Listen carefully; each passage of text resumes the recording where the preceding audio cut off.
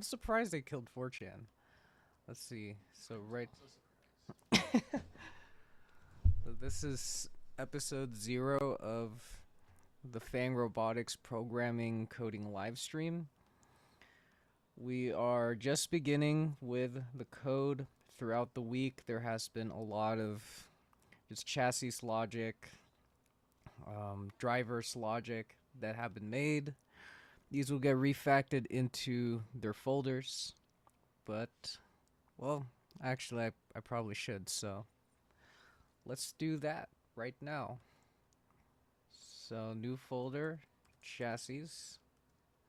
I'm debating if I should just have this inside the chassis subsystem, but the chassis logic is a bit more generalized than the specific implementation itself, but we'll figure that out. Okay. So then field robot mechanum logic. The other thing that I could do is, well, I noticed that the new convention for coding has been, for example, in main.c++, is to use directories to access code versus adding the whole root directory. In high school, let's see, infinite recharge. The FRC did things a little bit more differently. So in these subdirectories, if you want to say any comments, feel free. Do you have a comment? Is this being recorded? Yeah, you can say anything. Why is it being recorded? Because Girl, it's too recording the... I can't. You can't? No comment? No comment. But yeah, this is how it worked. As you notice, despite having things in different folders, subfolders, they're all accessed by just their name. And they also use camel case. However,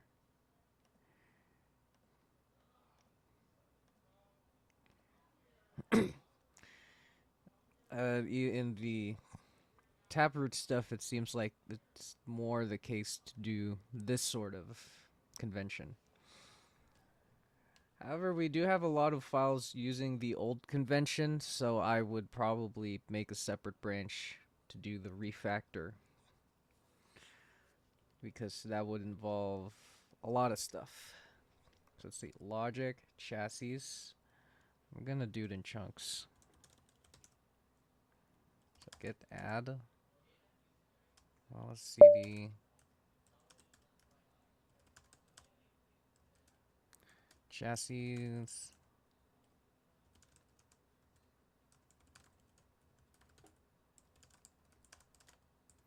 Move chassis logic files into chassis subfolder. That sounds pretty official, I guess. However, this does break things a lot.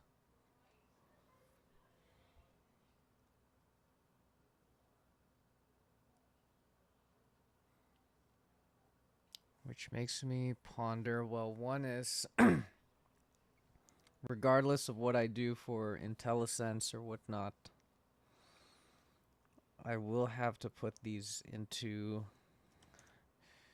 the scon script.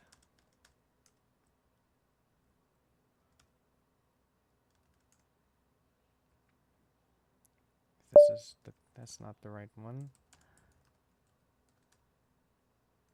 Sconstruct.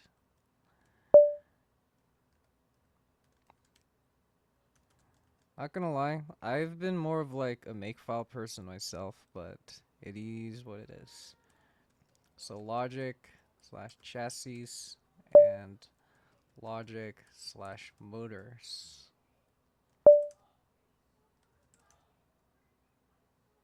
Oh, I guess I have to move the motor stuff too now.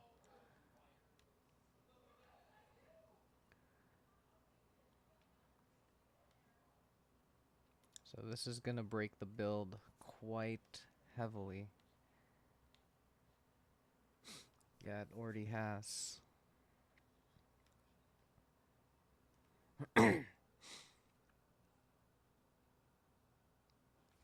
So within the include directory, I guess it does make sense to already.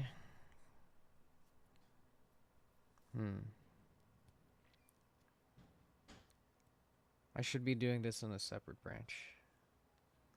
That would be the most responsible thing to do.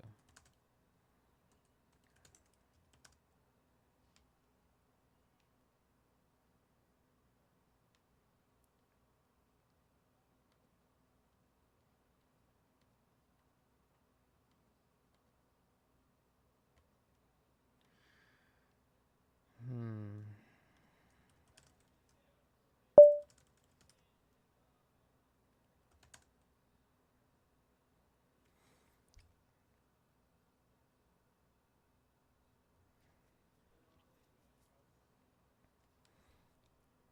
Well, this is the chassis stuff, so I guess that's still part of this branch.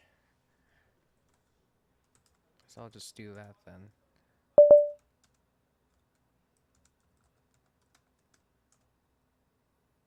And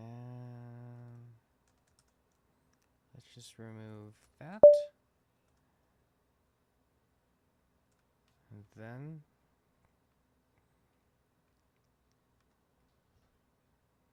on here,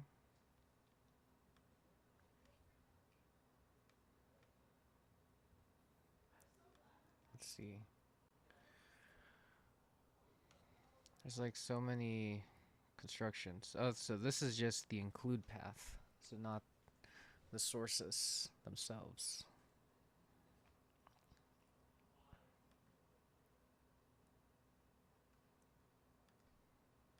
Okay. This will probably break stuff. Maybe, maybe not. Well, I guess with the build, it knows where the files are, so.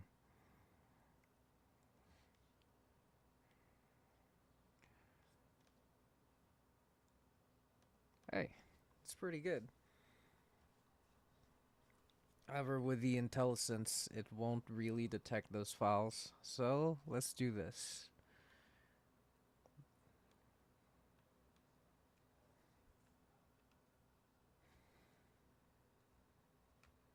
So, data, quad drive data, data, chassis.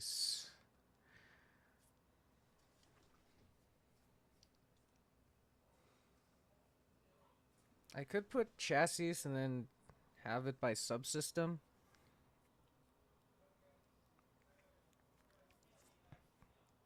But for now, since I'm already doing it this way, we'll just slate that for refactoring if, decisions that. This is probably not the best coding stream you've ever seen. So let's see. Let's. So I guess the point is of this moment is, well, there's a lot of decisions one can make as a coder, and it is up to them to decide how to do so. Because, for example, these are motor drivers, and, well, I guess let's get rid of that red bar. Hardware. Boom. So this motor driver's point is just to interact with the PWM pin that it's been assigned. However, with the motor controller, this motor is using, and I guess we could separate the drivers or whatnot, or rename it to Repeat Ultra MK2 Vortex to make more sense. For now, at this scale, it doesn't matter as much, so I'm not going to waste too much time.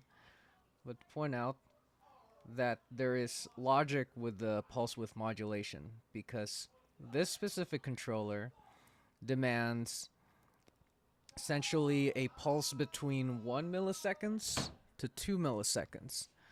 So this one is a series of functions that basically carries out a glorified linear interpolation And not only that, it supports both unidirectional and bidirectional. So the unidirectional limit for just the minimum to maximum would be, minus 1 to 1 or minus 100% to 100%, and unidirectional would be 0 to 1 or 100%. So this basically encapsulates a lot of that data. So instead of the brushless motor worrying about all of that linear interpolation, all it really worries about is that it can get the calculations of this driver and then properly pass that off into the PWM. And even that itself is encapsulated in just a nice function that wraps its own PWM pin, because whenever it does set its own PWM, it makes sense for it to interact with its own pin. Small abstraction detail, but yeah.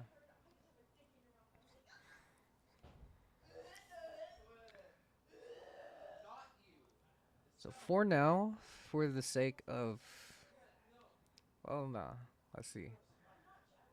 So abstract mecanum calculator, modem, geometry vector. Let's see. Let's go to declaration. Let's see how modem does it.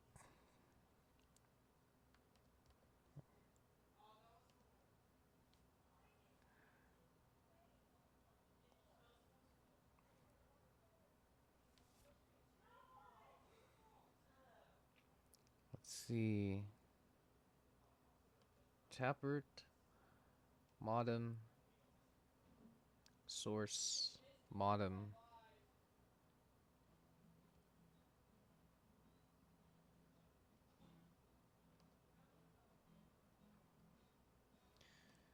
Logger.hpp.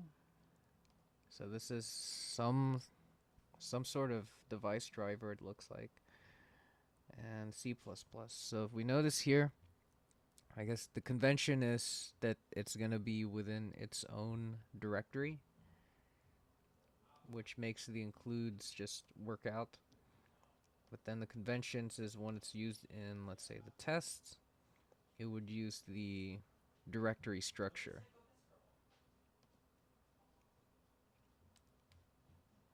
So let's check here.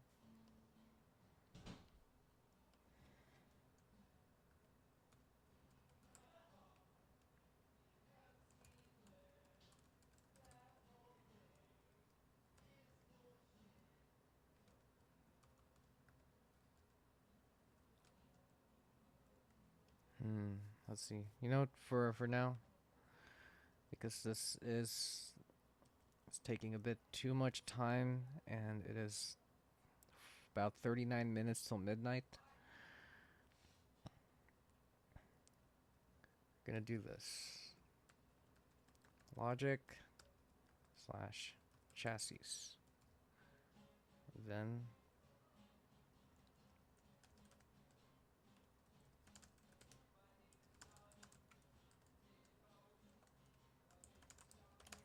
and add chassis folder to the project. And then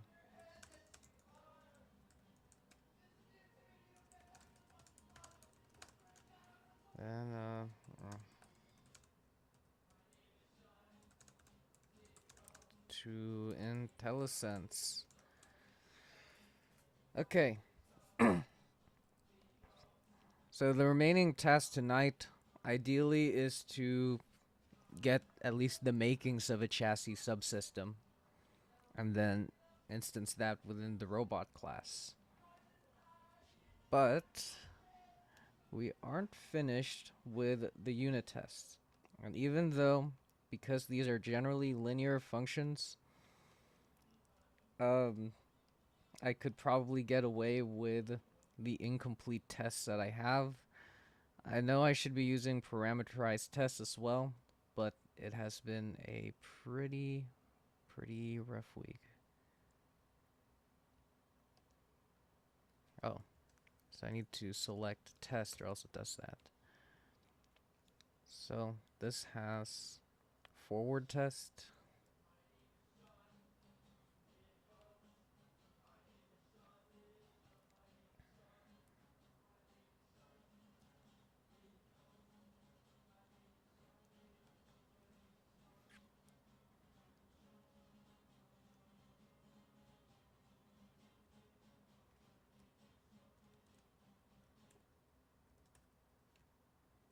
So this is gonna be the backwards test. Roll velocity. Okay, so we're just telling it to do translation -1. This is honestly, I guess, organized chaos. And it's mainly because, well, it works, it's clear cut, and for the time being, I don't have to learn, make new classes or whatnot. It's just, this is just to pretty much just ensure that the Mechanum logic actually works, because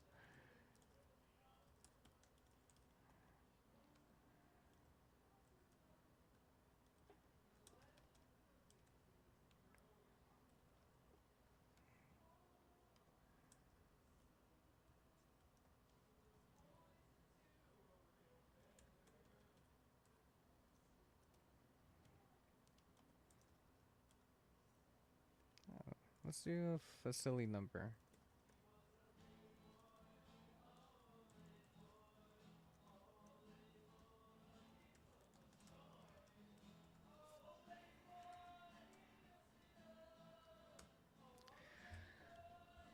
Hypothetically, this should work. So we have, I don't know why my computer's been slowing down. I think it's because I haven't turned it on and off in quite a while.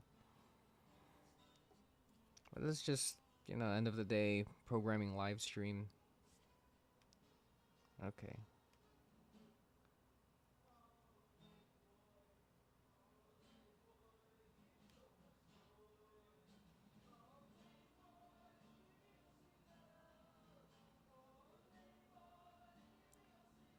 Okay, that's interesting. So expected the quality of these values.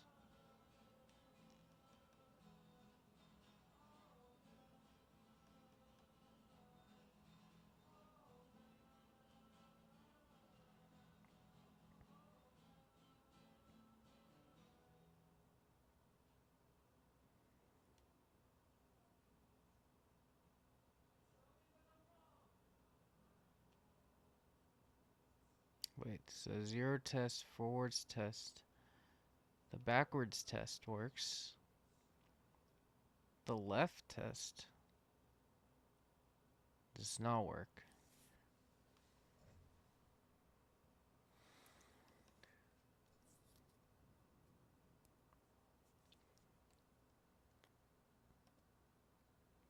So within the robot mechanum logic.c++, let's see what's up.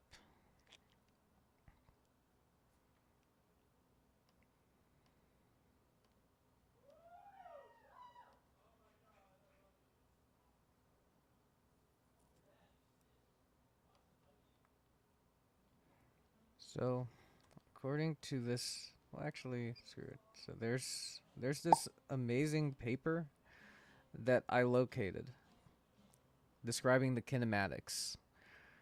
I wanted to be able to test the mechanum logic because the only reason I've been really doing it like the long unit testy kind of way is we don't have a robot physically built completely for me to mess around with. So the only way for me to really just see if the values work or not is through unit tests or staring at, standard C out, but it probably is more convenient to have unit tests in the long run anyway. So in the meantime, we're doing it like this.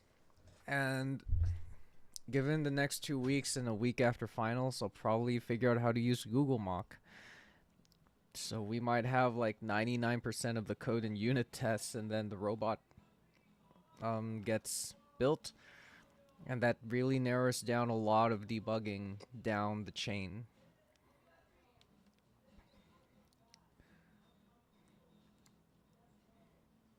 So if this goes backwards, so let's see, Mecanum drive.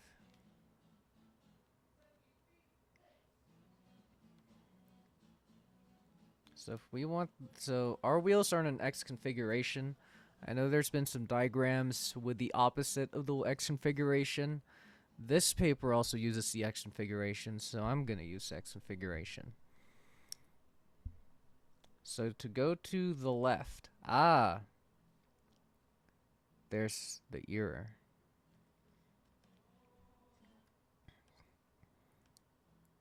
So the front left wheel speed, if we are going to the right, should be positive.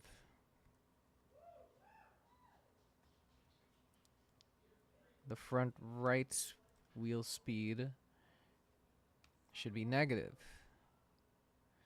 The front left wheel speed, well, the rear left wheel speed should be negative.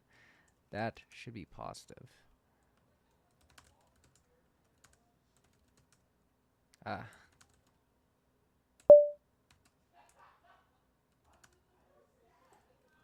Let's try that.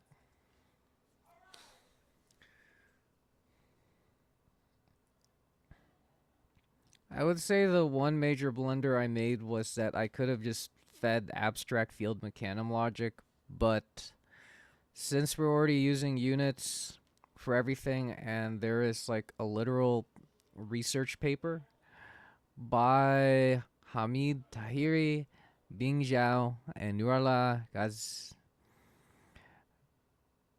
Gaiminezad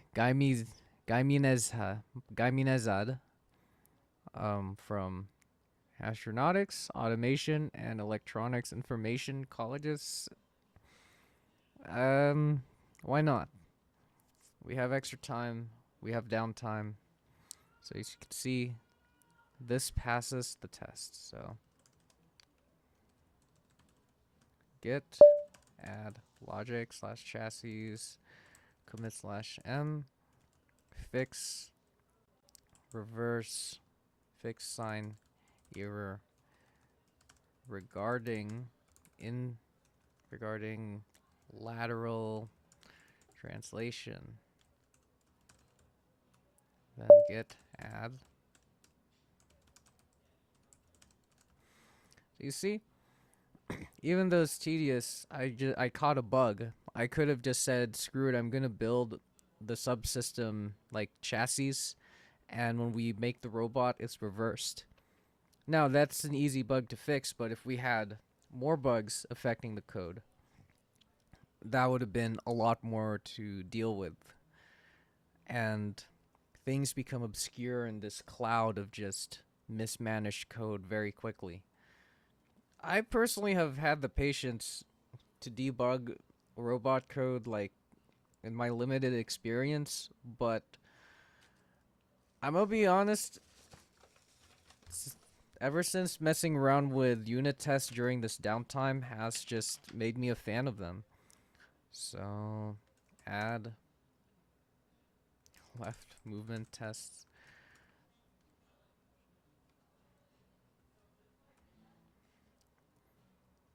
Actually, is there a better way? Oh shit, there we go.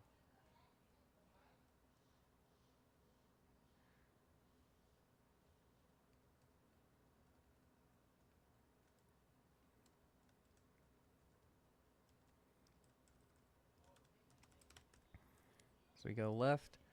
This will be cleaned up through parameterized testing. I promise you that. It's just for the moment. Um, it is relatively reasonably ordered. It is relatively reasonably clear cut. It is a mess, and it will be done during the refactoring. But for the moment, We just need to make sure that this works. Plus, all the tests are still under like whatever millisecond threshold, under 1 millisecond. So let's see. Right test.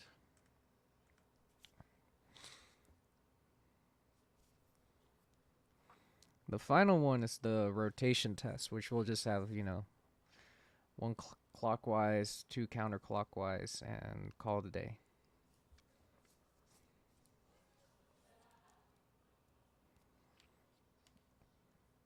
So as you can see, when someone, doesn't do, like, don't repeat yourself, code can easily spiral out of control. My philosophy is to at least put an order to the chaos. So as you can see, there are brackets, things are still named, and pretty much during the refactoring stage, for the tests, will this will probably be reduced to like 100 lines of code. But for now, we'll just do this kind of old school, because there is a balance between obsessing over keeping things in some sort of order and just writing code. As you gain more experience, you will know to, like, hey, I'm gonna probably do a parameterized test, and you'll probably gain the experience by then, versus me, which doesn't. So Y, G, P, and then rotation.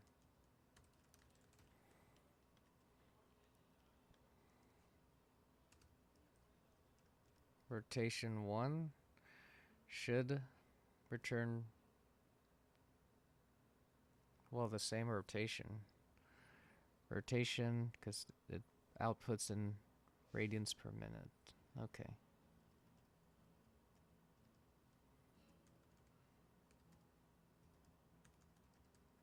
Let's do that counterclockwise.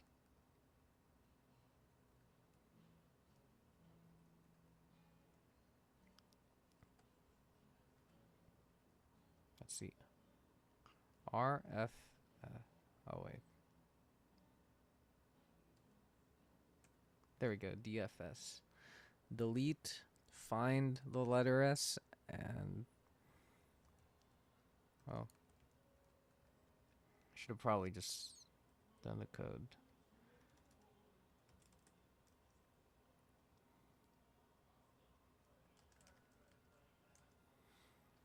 The other things that I could, test for is out of bounds numbers, but for now, well, I mean, again, like, the main point of these unit tests is just to make sure that if I give this a set of parameters, it gives me the right set of answers. I did earlier today within the code file, like, I have began putting certain input validations for, the debug release at least. So in robot mechanism logic.c, C++, there's assertions. Don't make the wheel radius negative. Don't make the distances negative. That just messes with the code. So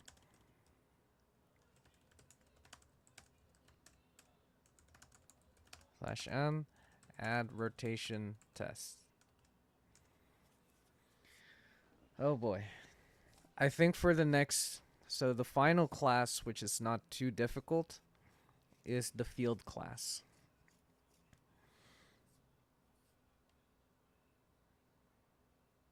I should divide this into abstract and feel and unit, but let's see.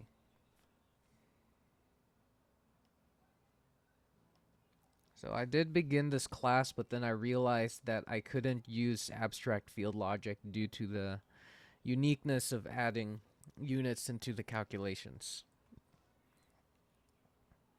However, we can add robot mechanum logic. Moving that. Field mechanum logic. Set motion. Set total motion. Robot angle. Okay.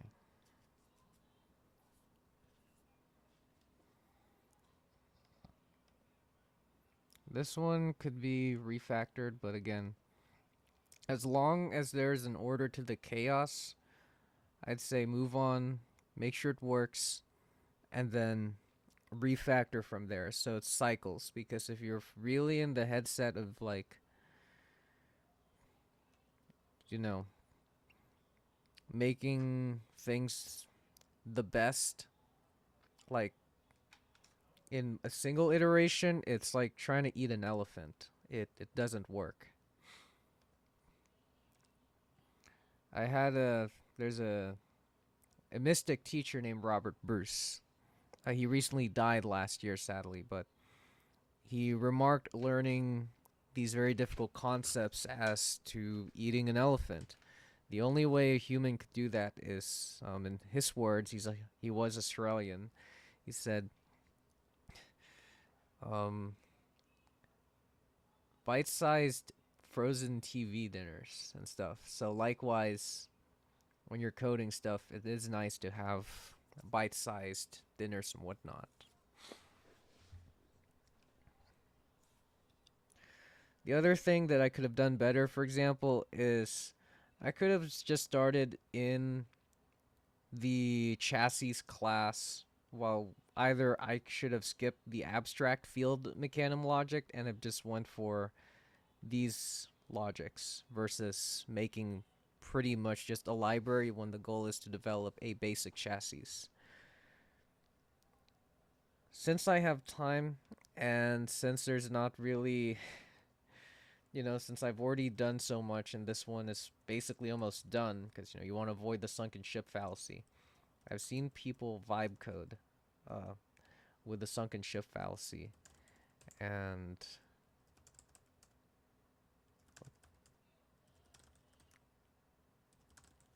oh, okay.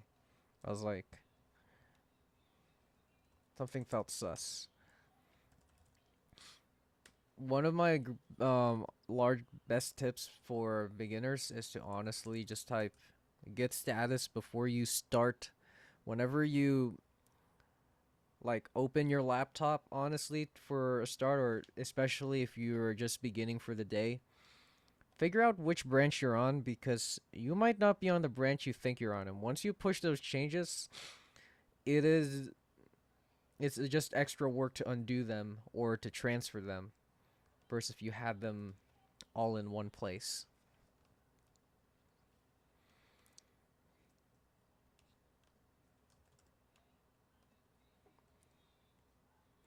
So fortunately, the mathematics with field mechanum logic is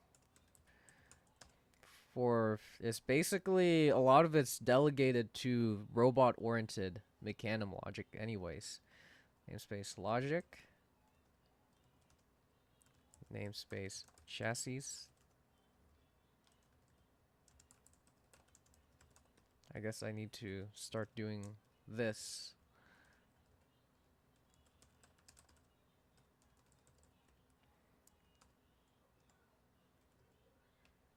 And there we go. 3YY GT paste. And then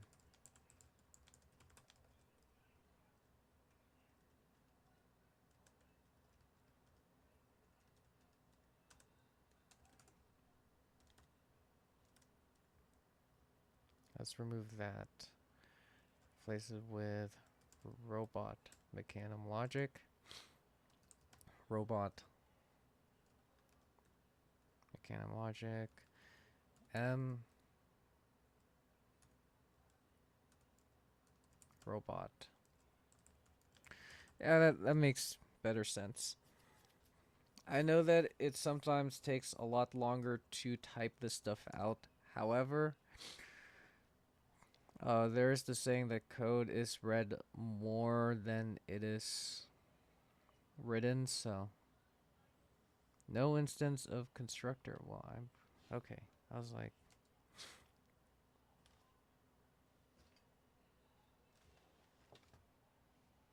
oh, I think I know my computer's slowing down.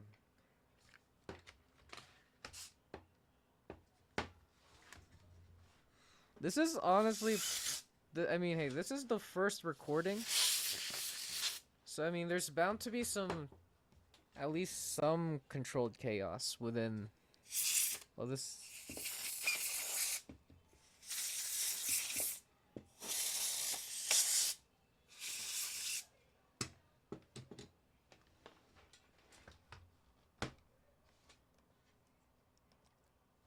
I wonder. Power. Because in the here it will, due to high operating temperature. It's that time of year again. Well, at least I know what's wrong now.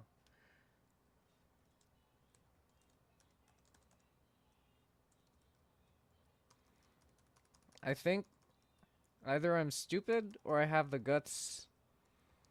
Is that I would say as a programmer, I feel very vulnerable doing this. Showing all of my mistakes, all the kerfuffles. But I think it is important for a beginner to understand that as much as you do want to strive and adhere to the principles of making sure things are ordered, things are understandable. Because, for example, these are 4 lines of code, and I could either have that all in a massive explosion or just people understand, okay, I'm putting front left, front right. And I made these public because it, I guess, doesn't hurt to make those public. The other examples with kind of keeping things organized is, as I've shown before, the chassis logic. I mean, the motor controller logic. So, it gives you an adapt duty cycle. You can set get directionality, and yeah, it does the calculations for you, and you understand. Directionality. Bidirectional, unidirectional, pin frequency. I could have said, set PWM, but set pin frequency. Well, no, that wouldn't usually set PWM in regards to the duty cycle anyways, not the frequency.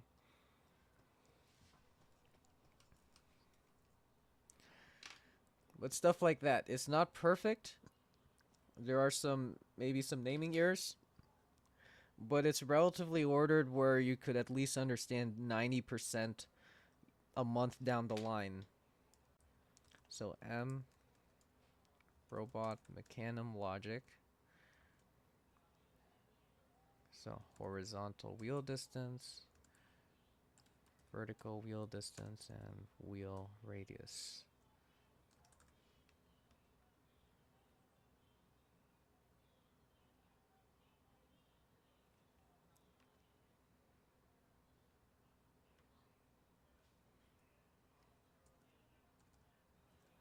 I could set I put getters for the wheel radius, but for now, with the way this is used, these are, I mean, it's generally just used within the subsystem. I know in terms of, I guess, code flexibility, it might be important, but it's nothing that's too API breaking. And I mean, a robot generally doesn't transform in these variables.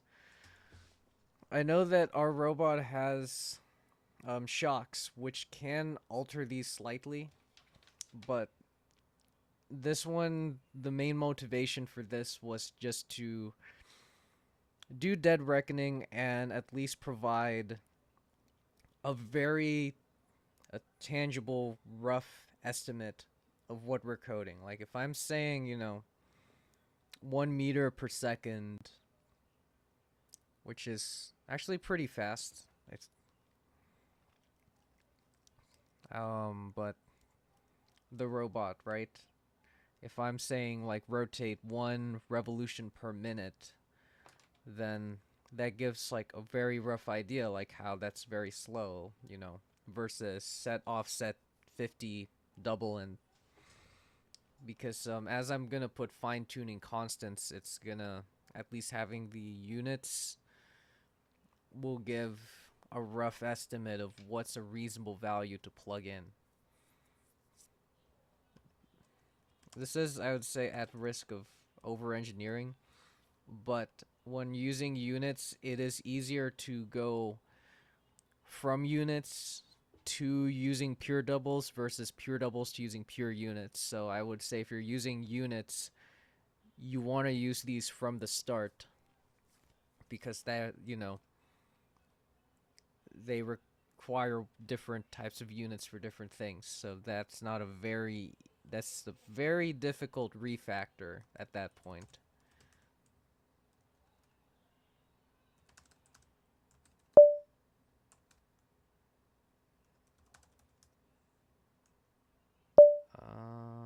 Okay.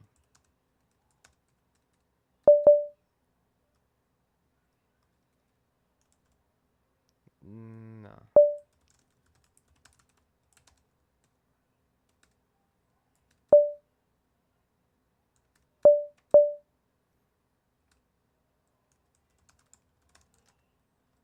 And create imp, imp.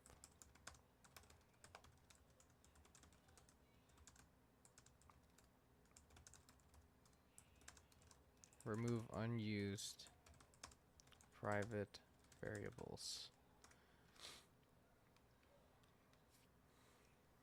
At the end of the day, if there is comes down a need for setters and getters, it's not difficult to add those. I would say that, I mean, as shown as in the test cases, they're just not as needed. They generally, this is what handles the wheel speed, and the chassis subsystem would probably store its own wheel speed. Or, I know that there's like this struct that's like motor config used in Taproot or something, if I remember correctly. So if we finish this, I'm gonna be very happy, and I'm gonna go to sleep. Void set motion, set total motion.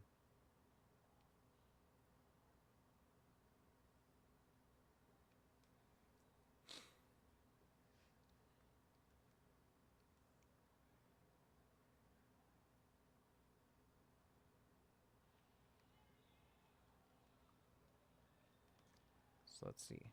Abstract field mechanum logic. So actually I want to do first.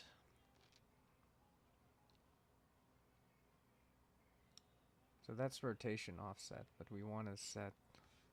Okay.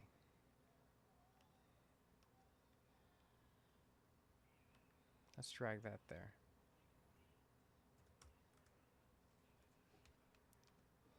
Oh, 3YY, GT, paste, DD, field, mechanum, logic.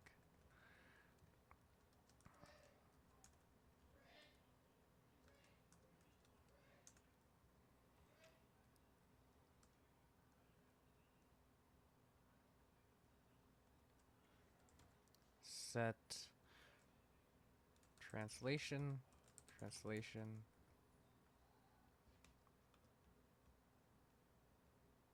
and then private void set raw rotation.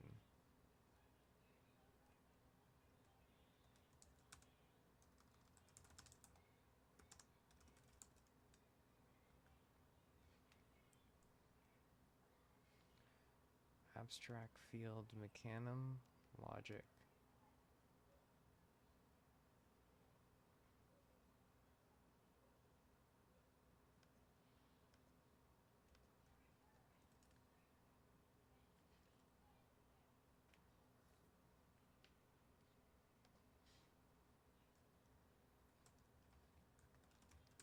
does not update the translation.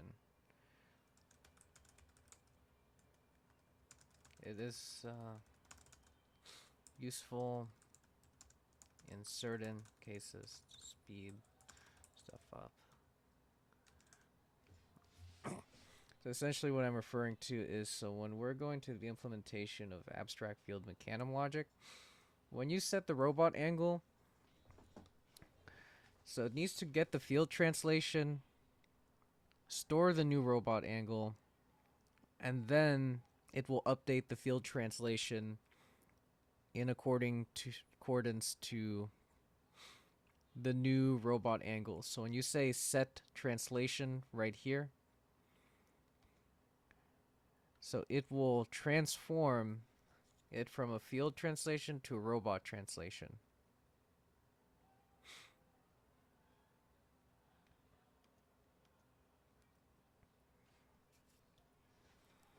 Are we going to yeet this? Absolutely. Let's see. Translation 2D uses the abstract vector 2D. Rotate vector 2D.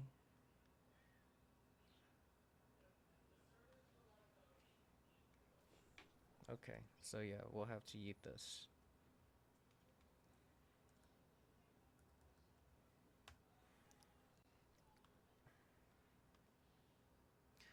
I really wanted to delegate a lot of the logic from these abstract classes, but the introduction of units, for example, here, we could have just removed this here, and this would have been just some offset versus an angular speed, angular velocity, I guess if we want to be scientifically correct. So if you look in,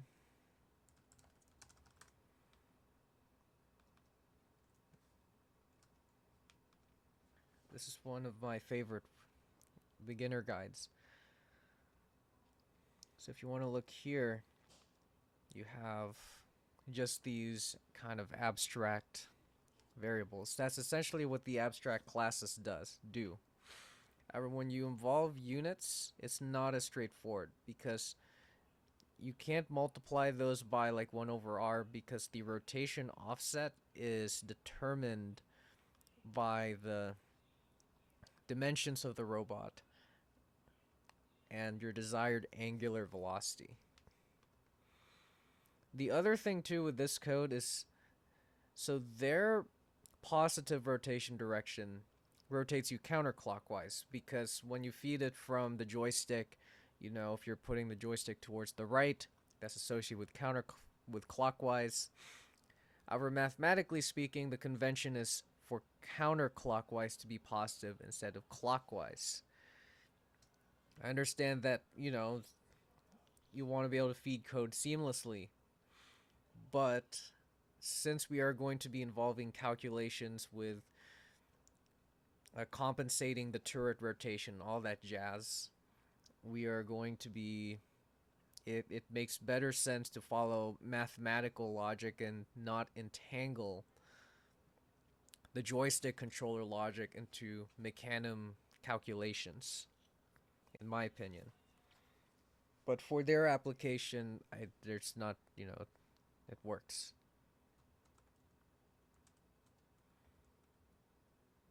Okay. Field mechanism logic.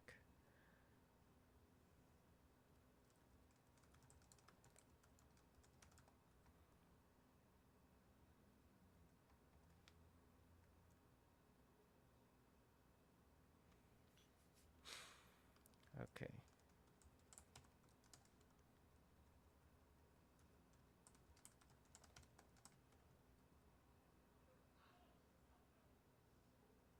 So first is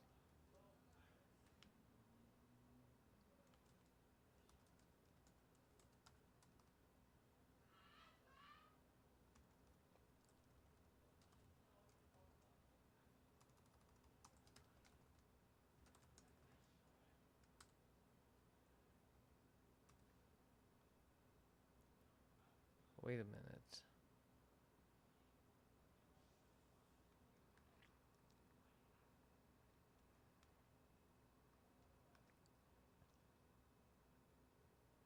Math aliases. Okay.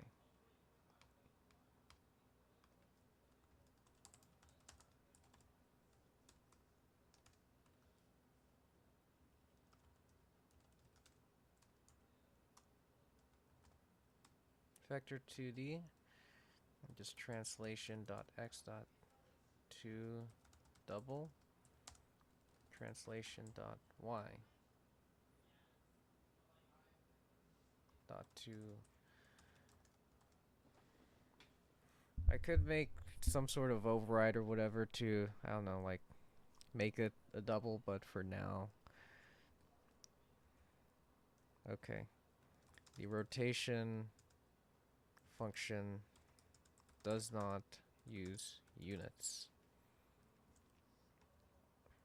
We could use it through the templates, I think, but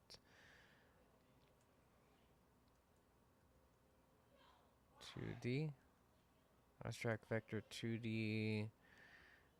Um,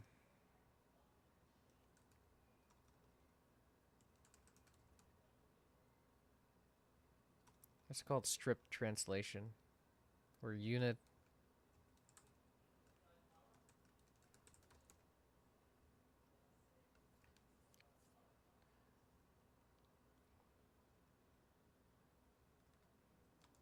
This assumes units are in meters per second.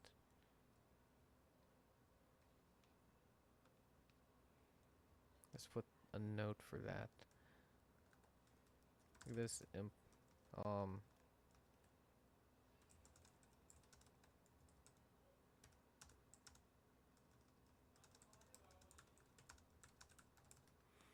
or wait. If I were to change the underlying type of velocity 2D into feet per second, these numbers get stripped, but because I'm using the alias,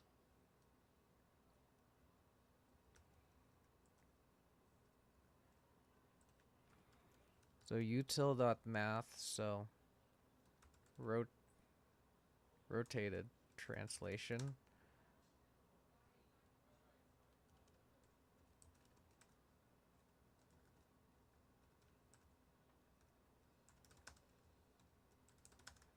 And these are a bunch of things you just kind of hope, get optimized away by the compiler. So, rotate stripped vector, unitless translation.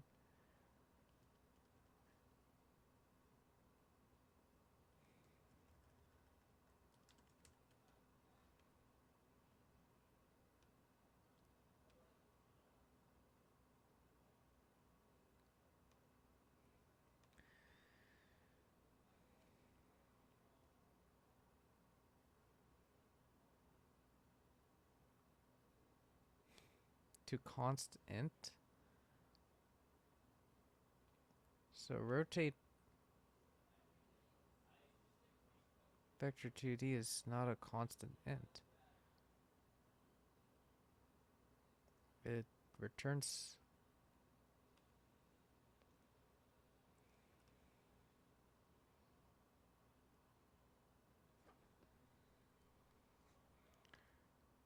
So math. Oh, I see. I see what word went wrong. I had a typo.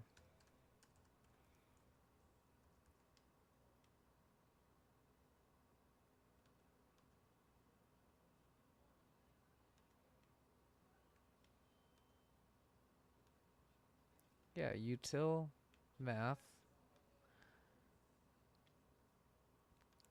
rotate vector 2D. Oh, I see. That's where I went wrong. So math is this 2D.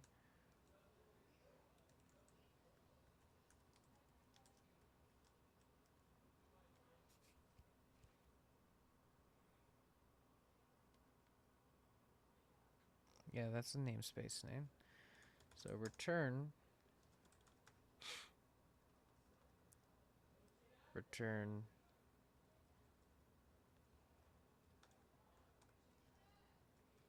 velocity 2D.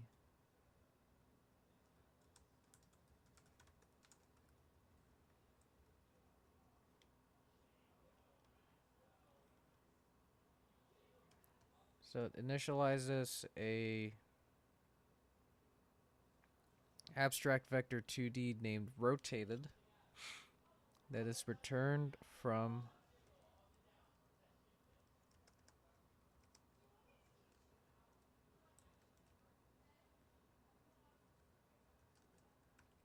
oh, I see. Rotate vector 2D dot HPP.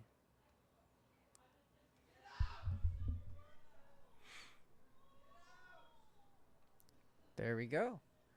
Rotate strict vector, then return velocity 2D meters.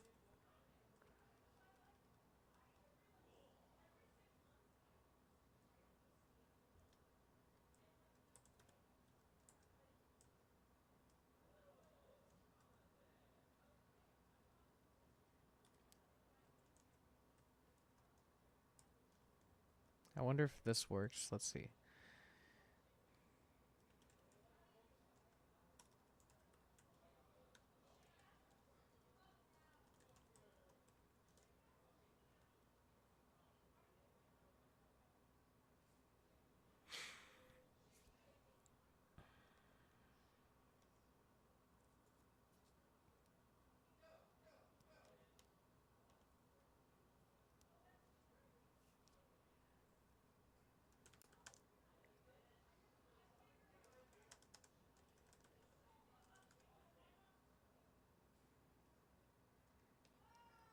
If I do that, then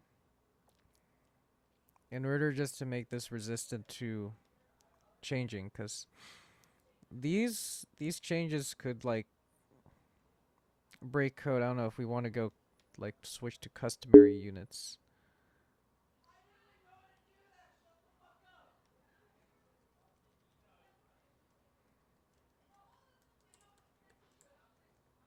Unit.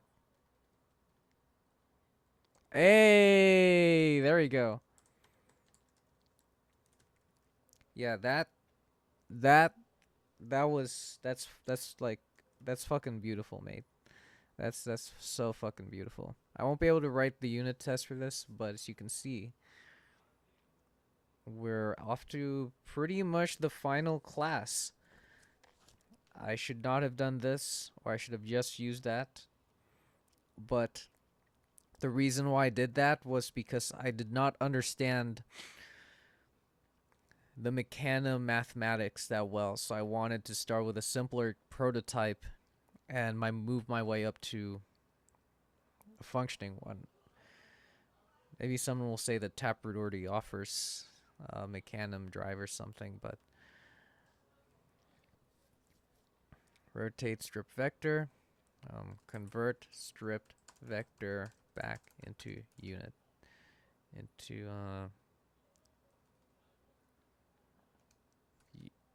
I can't say unit, into vector of unit.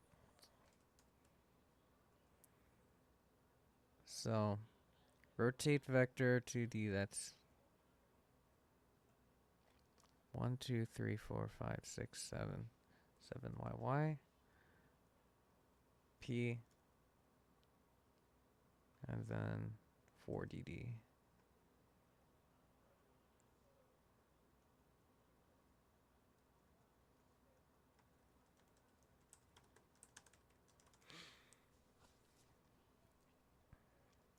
This will use a parameterized test. I'm gonna learn because I don't want to deal with like this mess. But hey, it's a learning experience. I get to learn how to use unit tests. You know, I used to not like any of this. It was so intimidating, and now I sprinkle it wherever I go, wherever I please. So I take the robot to field translation. 3YY.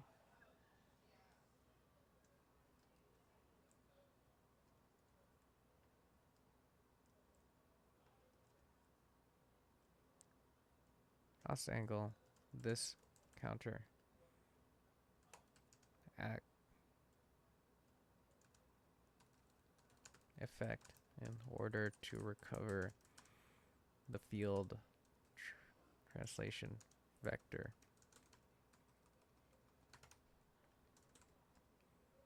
Let's make sure that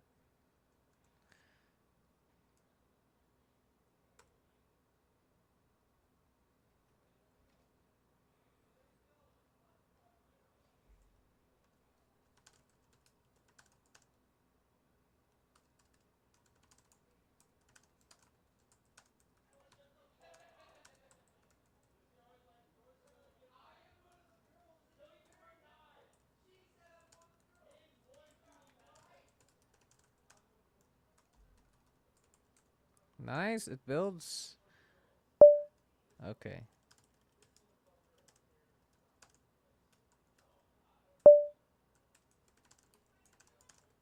Implement field. No. Implement um robot slash field vector transformation functions.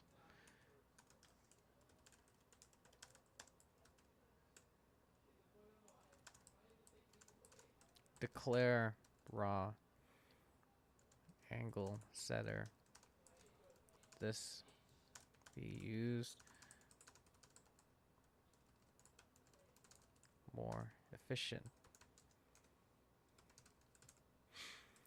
I don't want to expose raw angle setting because essentially what let's see, where is it? Where is it? So in abstract field mechanism logic.h++. It was supposed to have that. Essentially, what raw angle setting would do was it would just set the angle. It would not set the translation. In other words, you would have an inaccurate translation. However, if you had a sequence, you could set the robot, you could use raw set angle, set the rotation offset. When you set the translation within the set translation code, it updates it with the field to robot translation, which is the new angle. If I in right now in the code, it is redundant. You know, slight optimization, just a bit more elegant. But if it is exposed to the user, it could lead to terrible consequences because for that moment you are working with information that contradicts itself. So if the user down the line doesn't understand that, it could lead to some frustration. Well, I am zonked. Part of me wants to keep coding because this is fun, and pretty much, you know, I get to look through my RUW edu and kind of adapt what I learned. Unfortunately, not with the DGI motors, but with the custom motor drivers, and go from there. By maybe by tomorrow, because all I have to do is plug this in. We're not able to even do any sort of PID on our chassis motors because they have no encoders. They are these BattleBot motors. So we're using dead reckoning. So right now with like brushless utils, it uses like the KV value, the constant, and whatnot, and yeah. I'm gonna have to start putting tests into different subdirectories, but that's gonna be in refactoring. Not gonna lie.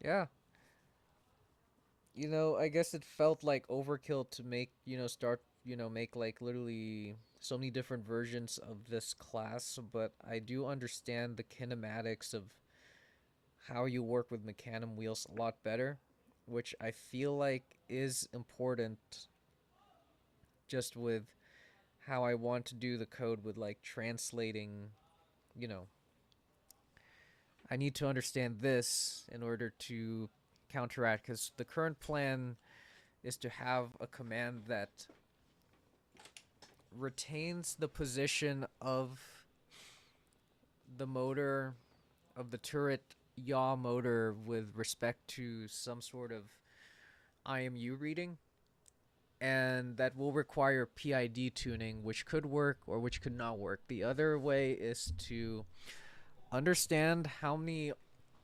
RPMs you're imposing on the chassis and just manually feed that into the turret motor.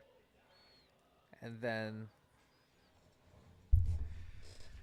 I guess for changing the rotation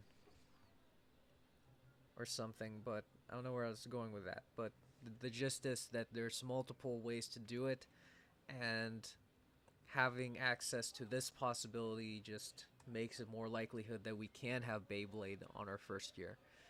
I don't want to call it Beyblade. I was in A&M 2020, so I'm gonna call it Tokyo Drift. How long is this? How long is this recording? Okay, I did the flow state too strongly. I should go to sleep right now. But that is a late night session of developing code. Coding can be chaotic. Coding can be addictive. As long as you have enough order to at least sequester that chaos into something that can be understandable. Because, for example, I could just say robomechanic dot, I don't know, get FR speed. It is easier to type, but down the line, I would rather have variable names that are too long because they generally will have more information. There are conventions like in iterators, like I in the for loops, but as much as this is basically, more towards how Java programmers name variables, it's just easier to understand. So I think I'm gonna definitely die on that hill. That hill that at risk of looking cumbersome. It's easier to shorten a variable name than to lengthen it in the sense that if you don't know what it's supposed to do from the name, then that sucks. Now, a long name that says that does not indicate what it's supposed to do is also detrimental. But anyways, um, have a good night, I guess, and I'll see you next time for the next Code Fang Robotics coding session. I will be doing these because even though they're embarrassing mistakes, like this is embarrassing, right? I should have this in subfolders. I should not have went on this tangent. The only way I could justify it was I wanted to understand the mecanum drive in depth, uh, which some people want to argue I don't have enough time for, but I have until like the 20th. I have 7 weeks, and the main challenges with the chassis was pestering the seller for the conventions of how pulse width modulation is used for their vortex controllers, making the custom drivers, understanding kV constants and mecanum. The other challenge really with the turret is since it's using DGI motors, which is in Taproot, I the only challenge really which is being delegated to beginners is we're gonna put wrappers. The wrappers for these motors essentially will you can part of their constructor will be, I guess, a DGI motor, but also, or we're just basically a constructor, but you can also feed in a PID configuration into it. Because in the Taproot tutorial, this felt kind of cumbersome because I understand that not every motor is going to use the same PID value. However, um, having it stored in these arrays is just extremely messy. If a motor needs to have access to its own PID and its own update function, then it should be wrapped with that motor. So we're gonna wrap the motors in a wrapper just because I know that Taproot likes to change stuff in their API from year to year, and they do a really good job at doing the change log. But since our code base is getting started, well, I'll even make like a different, like a whole wrappers folder, or like I think I'm gonna call it trap or something, Taproot wrap, and kind of go from there. Taproot wrap, would it be a wrapper or it would be called a decorator? Um,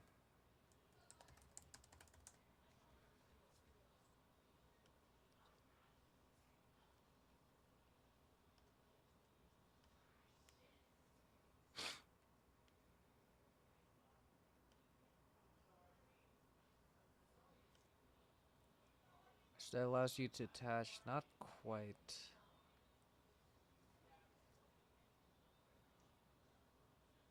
I don't know. I think I'm just gonna call it a wrapper or